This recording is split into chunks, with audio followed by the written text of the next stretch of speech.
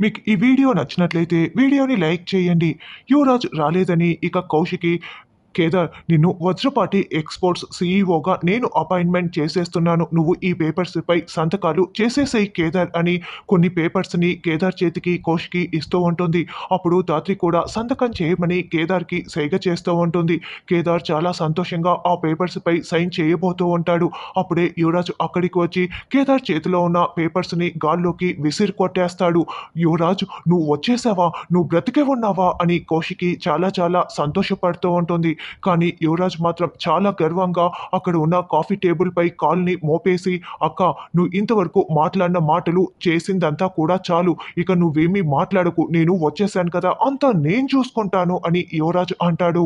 ఏంటి మీరిద్దరూ ఇంకా ఇక్కడే నిలబడి చూస్తూ నిలబడ్డారు. నేను వచ్చాను కదా! ఇక మీకు ఈ ఇంట్లో స్థానం లేదు. మర్యాదగా ఇక్కడి నుంచి వెళ్ళిపోండి అని యువరాజ్ అంటాడు. ఒక్కసారి నేను చెప్పేది విను యువరాజ్ అని కేదార్ చెప్తూ ఉంటాడు. ఇంకా ఏంటి నీతో మాటలు? మర్యాదగా వెళ్తారా? లేకపోతే మెడ పట్టి బయటికి గెంటెయ్యనా? అని యువరాజ్ కేదార్ షర్టుపై చెయ్యి వేస్తూ ఉంటే వెంటనే కౌశికి యువరాజ్ అని గట్టిగా అరుస్తూ ఉంటుంది.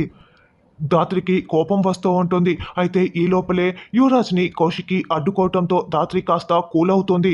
వెంటనే కౌశికి, "కేదార్ నువ్వు ముందు ఈ పత్రాలపై సంతకం చెయ్యి కేదార్. నువ్వే కంపెనీ సీఈఓవి" అని మళ్ళీ కౌశికి ఆ పత్రాల్ని కేదార్ చేతిలో పెట్టేసి సంతకం చెయ్యి అని చెప్తూ ఉంటుంది. వెంటనే యువరాజ్ రివాల్వర్ తీసుకొని కౌశిక్‌కి పాయింట్ రేంజ్‌లో గన్ గురి పెడతాడు. "అక్క" అని పిలవటంతో ఒక్కసారిగా యువరాజ్ వైపు అందరూ షాకింగ్‌గా చూస్తూ ఉంటారు.